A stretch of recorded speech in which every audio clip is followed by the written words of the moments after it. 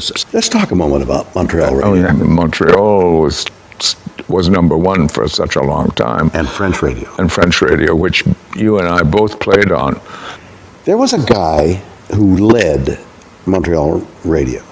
Called Rupert Kaplan. Exactly. I played a lot for Rupert. He was a marvelous producer. He and Andrew Allen in Toronto were the two top radio presenters, almost in the world at that time, yes. Because Canadian radio was, I think, the first time that this country in the showbiz arts had really formed an identity. And that group of radio actors, of which you and I were among as a repertory company, practically, doing these shows. I remember, I sort of put myself through school on that Bible series. Yes, really. In which everybody talked in this hushed voice. Hello, I'm here, Jesus, and wish to say hello. Hello. Remember, yes. You had to have the hush. Oh, yes, and Rupert insisted on that. You were on that every week. So were you, weren't you? Not every week. Yeah. But in fact, my mother called Rupert Kaplan to find out why I wasn't on. Oh, I don't believe it. It's the truth. God, I wish I had a mother like that.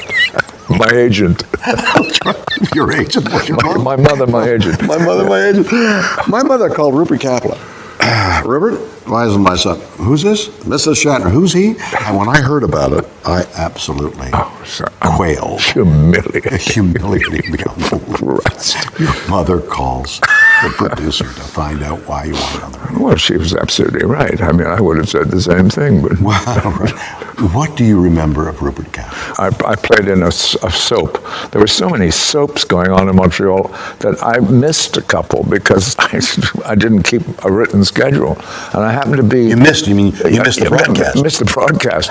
I happened to be in the cafeteria at the CBC one day and with friends, and we turned on the radio, and the character on the soap, which I realized I wasn't there, is talking about my death. He said, "Je le connaissais, Harry Fanning." Well, il est mort alors, oui. Il est mort because he fell down the mine shaft this morning and died. So I'm listening to my own death. That's the funniest story I have ever heard. Yeah, that's true. But I loved old Rupert because he was a terrific producer. He was one of the old school, marvelous radio producers that that don't exist anymore. What do you remember of Rupert Kaplan? Well, I remember him being talented, quite warm, but mostly rather pompous. I was great friends of Bob Goodyear, who had his lady, Eileen Clifford, who was a very well-known radio star. She had her own Laura Limited, which I was in. It was a soap opera. And I used to see Bob and Eileen a lot because we partied every Even at this tender age? Yeah. Well, how old were you then? 18, about 19, 20 by that time. And suddenly Rupert got more hostile to me. I was playing the villain in the soap, so I was always having scenes with Eileen. And when Tyrone Guthrie came here, he elicited Rupert's help. Tony said, "Well, Rupert, you give me some idea. Who are the good speakers and who are the people who are not?" And Rupert recommended an awful lot of very good actors to him, but not me.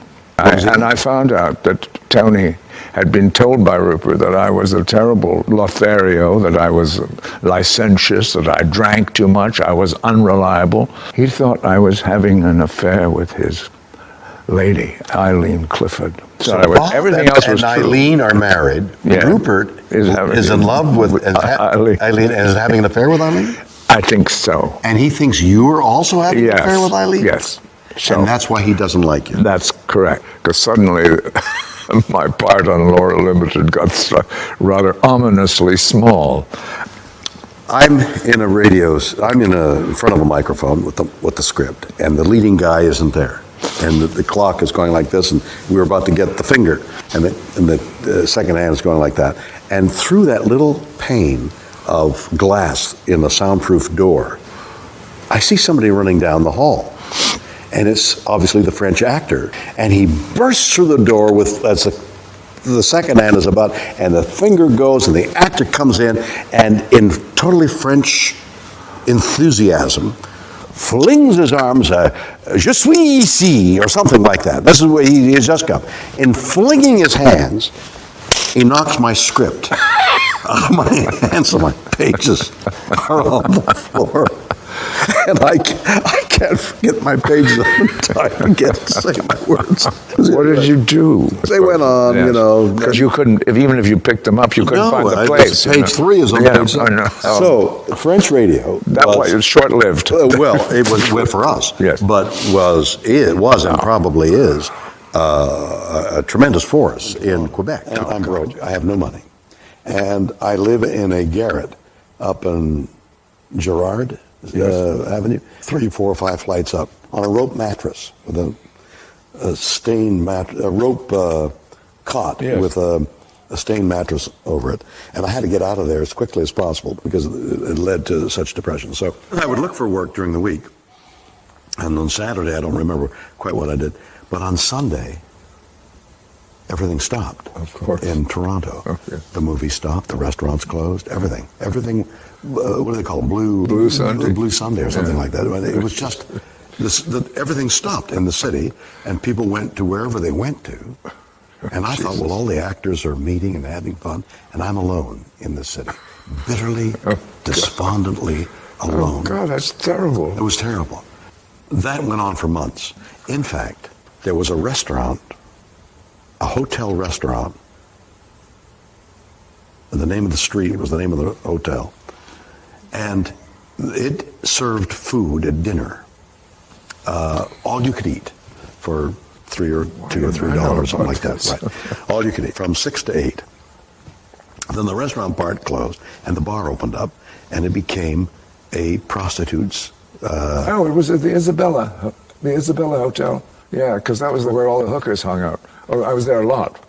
I didn't see you there because I was there a lot too. Yeah, I know. But I wasn't hooked with the hookers. I was just looking for company. food. Well, for the food, and then I go to the bar and sit there and get. Do you think when this show is on the air, this one that we're doing right now, that people are going to send you money?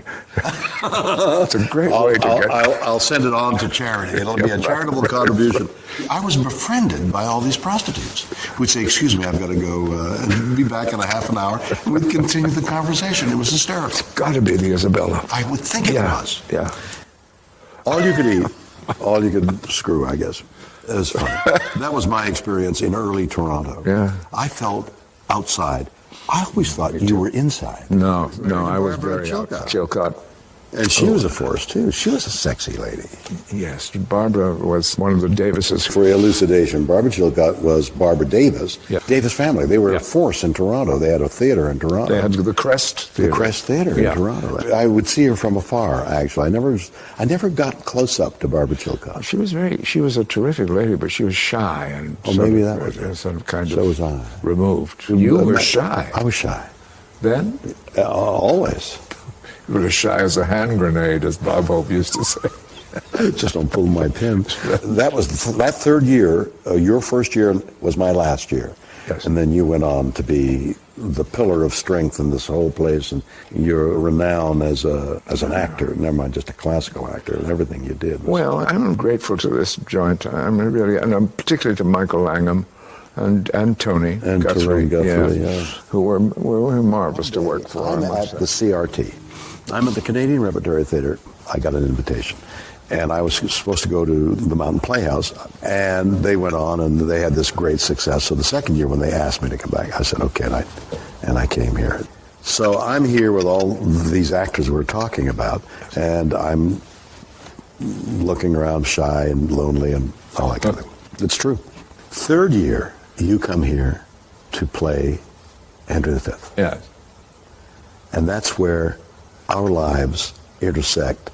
So let us tell a story that was an important part of my life and a moment in yours, fleeting moment in yours, from two different points of view. All right. We're both at Stratford. Yeah. You're playing the lead in Henry V. Yeah. I'm playing your brother, a minor part in which I was doing my best. There was a guy here, I swear his name was Don Cherry, but nobody can seem to find that name, who knew the script in rehearsal he'd be the guy to prompt rather than the stage manager, and without a book. Yes. Okay? And he was playing the second brother. I'm your understudy, and you get ill, and they asked me if I would go on. Not only did I never have a rehearsal, it's like 4 o'clock in the afternoon, can you go on? There's 2,500 people in there, we don't want to give them back their money. That was the whole thing.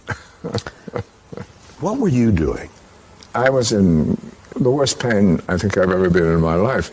I had kidney stones, the little ones. The big ones aren't painful, but the little ones are absolutely horrible. And I had to sort of crawl into a taxi, and they shot me full of morphine.